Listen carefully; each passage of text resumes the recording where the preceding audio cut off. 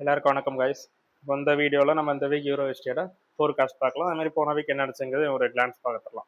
அதே மாதிரி போன வீக்கே சொல்லியிருந்தேன், மார்க்கெட் ஒரு நல்ல ஸ்ட்ரக்சர் ஷிஃப்ட் கொடுத்துருக்கு. அதே மாதிரி நம்மளுக்கு ரீடெஸ்ட் வரும்போது ஒரு நல்ல கன்ஃபர்மேஷன் கிடைச்சா நம்ம ட்ரேட் எடுக்கலாம் அப்படிங்கிறதுலையுமே போன வீக்கில் இன்ஃபார்ம் பண்ணியிருந்தேன். ஆனால் அந்த இடத்துல எனக்கு எந்த கன்ஃபர்மேஷனுமே கிடைக்கலன்னு நானும் அந்த இடத்துல நான் பைக்காண்டி வெயிட் பண்ணேன். ஆனால் அந்த இடத்துல நான் ட்ரேட் எடுக்கலை. காரணம் அந்த இடத்துல நம்மளுக்கு ஒரு நல்ல கன்ஃபர்மேஷன் இது கிடைக்கல.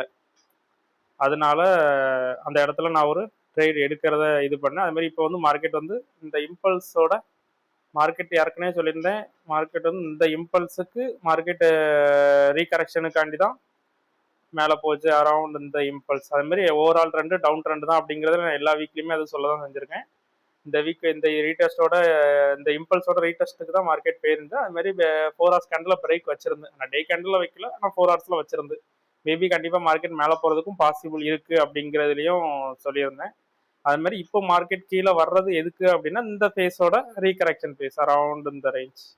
இதோட ரீகரெக்ஷன் ஒரு ரீடெஸ்ட் ஏரியாவை பிரேக் பண்ணியிருக்கு. அரௌண்ட் இந்த இம்பல்ஸுக்கு ஒரு ரீகரெக்ஷன் மார்க்கெட் வரலாம் அப்படிங்கிற இதுலையுமே சொல்லியிருந்தேன். அது மாதிரி அதோட ரீடெஸ்ட் ஏரியாவும் இப்போ கரண்டாக மார்க்கெட் வந்து பிரேக் பண்ணியிருக்கு.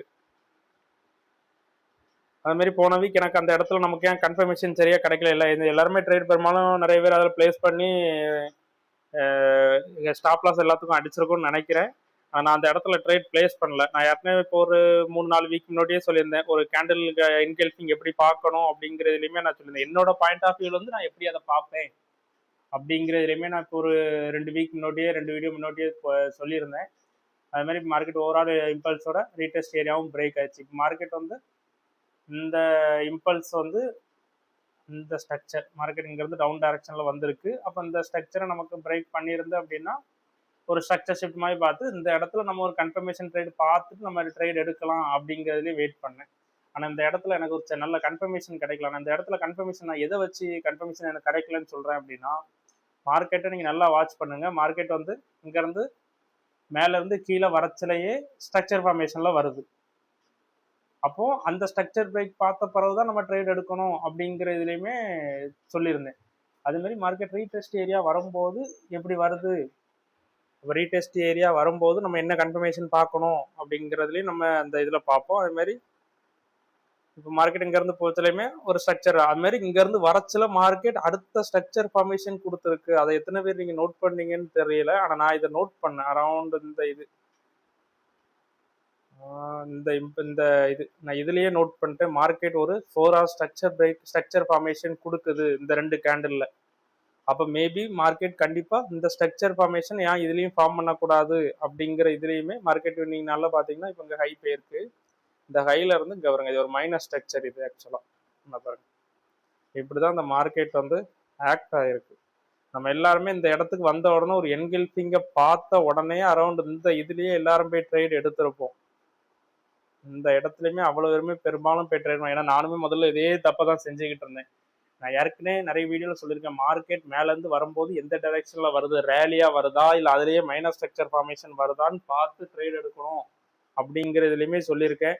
எத்தனை பேர் அதை நோட் பண்ணீங்கன்னு தெரியல. ஆனால் நான் இந்த இடத்துல மைனஸ் ஸ்ட்ரக்சர் பார்த்த உடனே அப்போ இந்த இடத்துல இது மேஜராக ஃபர்ஸ்ட் இது ஒரு ஹையாக மார்க் பண்ணி வச்சுருந்தேன் அரௌண்ட் இந்த இது. அப்போ அடுத்த மைனஸ் ஸ்ட்ரக்சர் ஃபார்ம் பண்ணும்போது அப்போ இது ஒரு ஹை. அப்போ இதை பிரேக் பண்ணுற வரைக்குமே நம்ம ட்ரேட் எடுக்கக்கூடாது அப்படிங்கிறதுலையுமே வெயிட் பண்ணேன். அதே மாதிரி இதில் இன்னொரு விஷயம் என்ன நடந்துச்சு அப்படின்னா, இந்த கரண்ட் இம்பல்ஸ் எது, இந்த இம்பல்ஸோட ரீடெஸ்ட் ஏரியாவை அது பிரேக் பண்ணியிருந்து. ரீடெஸ்ட் ஏரியாவை இந்த இதில் அவங்க பிரேக் பண்ணியிருந்த அரௌண்ட் இந்த இதில் ரீடெஸ்ட் ஏரியாவை பிரேக் பண்ணியிருந்து கேண்டில். அப்போ ரீடெஸ்ட் ஏரியாவை பிரேக் பண்ணியிருந்தேன்னா கண்டிப்பாக மேபி மார்க்கெட் கீழே எக்ஸ்ட்ரீம் வரலாம் அப்படிங்கிறதையும் ட்ரை பண்ணேன். அதே மாதிரி மார்க்கெட் இந்த ஹையை பிரேக் பண்ணாத வரைக்கும் மார்க்கெட் வந்து மேலே போகிறது வாய்ப்பு இல்லை, பை ஆகிறதுக்கு வாய்ப்பு சான்சஸ் ரொம்ப கம்மி தான். ஏன்னா மார்க்கெட் ஸ்ட்ரக்சர் ஃபார்மேஷனில் வருதுன்னா அப்போ நம்ம அதை பிரேக் பண்ண தானே ட்ரேட் எடுக்கணும். அப்போ இந்த ஹை கிட்ட இதில் கிட்ட வரும்போது ஒரு நல்ல 4 ஹவர்ஸ் என்கெல்ஃபிங் கிடச்சுன்னா ஒரு ட்ரேட் எடுக்கலாம் அப்படின்னு வெயிட் பண்ணேன். ஆனால் எனக்கு என்கெல்ஃபிங் கிடச்சது. ஆனால் அடுத்த 4 ஹவர்ஸே கேண்டில் சல்லுன்னு கீழே வந்துச்சு. இந்த இடத்துல நான் ட்ரேட் எடுக்கலை. ட்ரேடிங் எனக்கு இந்த கேண்டில் எனக்கு மிஸ் ஆயிருச்சு, ட்ரேடிங் விடலை. ஏன்னா அந்த டைமில் நான் கொஞ்சம் ஒர்க்கில் இருந்ததுனால இந்த ட்ரேடை நான் இதில் விட்டுட்டேன். அதே மாதிரி இதில் நம்ம ட்ரேட் எடுத்தோம்னா ஸ்டாப் லாஸை கண்டிப்பாக எங்கே வச்சிருப்போம்னா இதுகிட்ட வச்சிருப்போம், அவ்வளோதான். ஸ்டாப் லாஸை இதில் ஒரு என்கல்ஃபிங் கிடச்சிருக்கு அப்படின்னா ட்ரேடை இதில் எடுப்போம். ஸ்டாப் லாஸை இந்த ஸ்ட்ரக்சருக்கு மேலே வச்சுருப்போம். டார்கெட் இவ்வளோ தான் வச்சுருப்போம். அரௌண்ட் ஒரு 300 பிக்ஸ் அந்த ரேஞ்சு தான் நமக்கு கிடச்சிருக்கும். ஒரு $30 இல்லை 0.1 லாட் போட்டோம்னா ஒரு $30 கிடச்சிருக்கும். ஸ்டாப் லாஸ் இந்த ஜோன். ஆனால் இந்த இடத்துல நம்ம ட்ரேட் எடுக்கலை. ஏன்னா நமக்கு கன்ஃபர்மேஷன் வந்து கிடைச்ச உடனே அடுத்த இது ரொம்ப பெரிய கேண்டலாக இருந்துச்சு.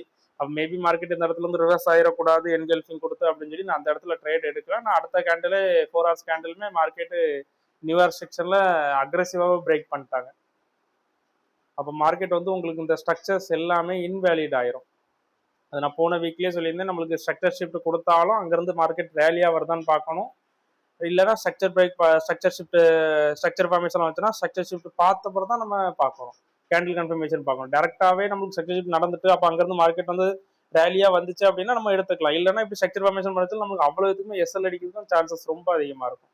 அதே மாதிரி இதில் வந்து 2 சினாரியும் நடக்கும். இந்த மேலே ஸ்ட்ரக்சர் ஷிஃப்ட் கொடுத்துட்டும் கீழே ஸ்ட்ரக்சர் சேஞ்ச் பண்ணுறதுக்கும் சான்சஸ் இருக்குது அப்படிங்கிறதையுமே நான் இன்ஃபார்ம் பண்ணியிருந்தேன். காரணம் வந்து மேஜர் டைம் ஃப்ரேம் வந்து நமக்கு வந்து டேயோட ஐடியாமா இது நமக்கு ஆக்ட் ஆகும்.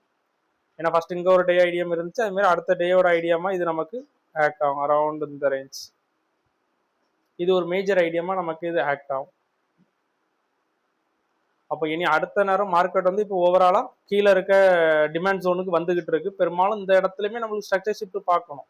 அப்போ எங்கே பார்க்கணும் அப்படின்னா இந்த மேஜர் ஐடியம் மார்க்கெட் எடுக்கணும். இதுக்குள்ளேயே மைனர் ஐடியம் இருக்கும். மைனர் ஐடியம் பார்க்கக்கூடாது, மேஜர் ஐடியம் பார்க்கணும். இப்போ இது வந்து 4 ஹவர்ஸ்க்குள்ள மைனர் ஐடியம் இதெல்லாம். இப்போ இங்கே இருக்க மைனர் ஐடியம் வந்து நம்மளுக்கு இங்கே ஷிஃப்ட் ஆகும். அப்போ இது ஃபுல்லாகவே நம்மளுக்கு மைனர் ஐடியம் 4 ஹவர்ஸோட மைனர் ஐடியம் இதுதான். இது ஃபுல்லாகவே மேஜர் ஐடியாமாக மாறிடும். இது வந்து 4 ஹவர்ஸ் மைனர் ஐடியாமாக இது ஆக்ட் ஆகும். இந்த அரௌண்ட் இந்த ரேஞ்சு. அதேமாரி இது வந்து 4 ஹவர்ஸ் மேஜர் ஐடியாமாக இது ஆக்ட் ஆகும். இல்லைனா டேயோட ஐடியாமாக இது ஆக்ட் ஆகும்.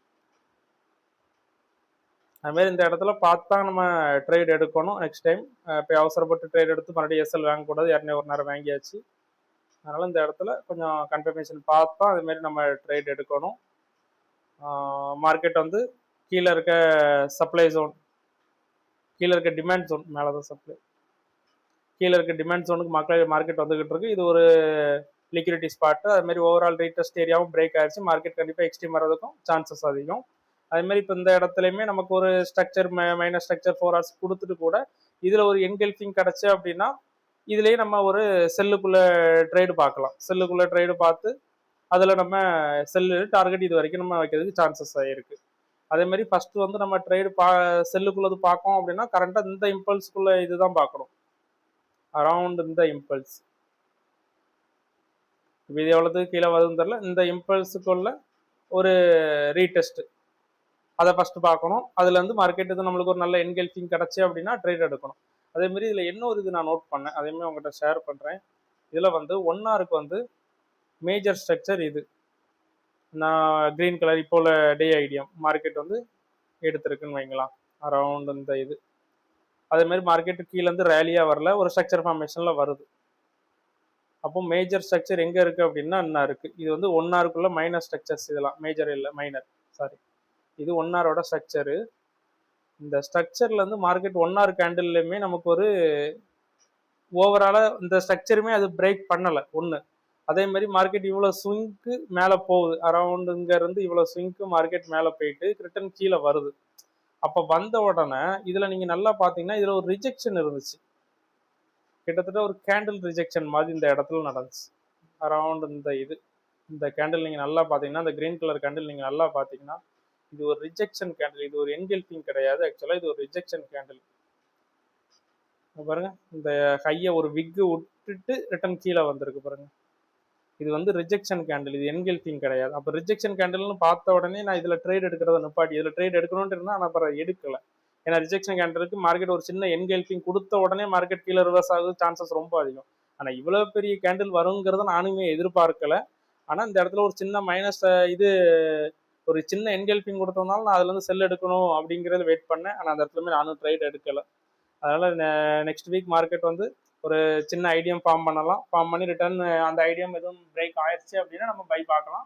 அப்படி இல்லைன்னா மேலேருந்து ஒரு என்கல்ஃபிங் பார்த்தீங்கன்னா நம்ம செல்லுக்குள்ளே ட்ரேட் பார்க்கலாம். இப்போ இந்த வீடியோவில் உங்களுக்கு வேறு எதுவும் டவுட் இருந்துச்சுன்னா கீழே கமெண்ட் பண்ணுங்கள், நான் உங்களுக்கு வெயிட் பண்ணுறேன். Thank you guys.